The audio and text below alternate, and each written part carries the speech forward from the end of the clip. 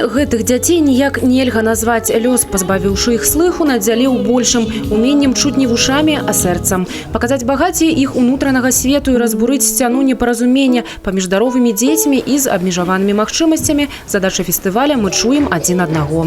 Мы хотим показать, что мы талантливые и мы не отличаемся от мира близких людей. Мы хотим вам показать, что мы умеем, что может.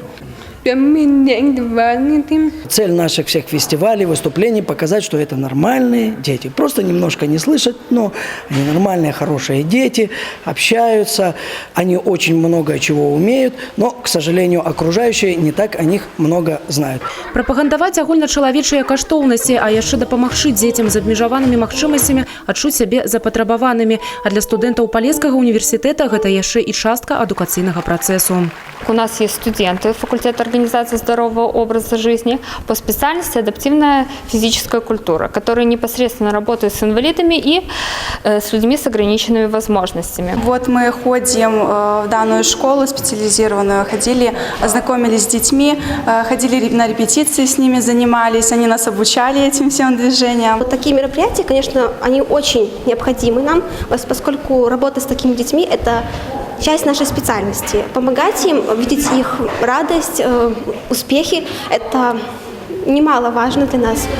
Каля дзесятка год доўжыцца супрацоўніцтва галоўнай вышэйшай навучальнай установы Палесся з Забайкальскім дзяржаўным універсітэтам. Апошні з'яўляецца адным з суарганізатараў фестываля. Сумесныя праекты, у межах якіх праводзяцца онлайн-канферэнцыі і семінары, а таксама разнастайныя акцыі, падобныя гэтай. Звычайная з'ява ў рабоце устаноў. Мы регулярно сотрудничаем в рамках факультета организации здорового образа жизни с Монгольским медицинским университетом, с украинскими вузами, Санкт-Петербургскими университетами, с Латышским университетом. Регулярно достаточно проводятся онлайн-конференции, онлайн-мероприятия, когда, не выезжая, не тратя денег, мы можем обменяться опытом, обучить наших студентов. Але навучыць заўтрашніх спецыялістаў не сама мэта, неад'емная, а можа і самае галоўнае, што праз падобныя акцыі дзеці, якія маюць патрэбу ў павышанай увазе да сябе, могуць быць упэўненымі, іх пачулі. Марыя Кобец, Міраслава Манькоўская, Александра Дьяченко, телерадыёкампанія «Брест».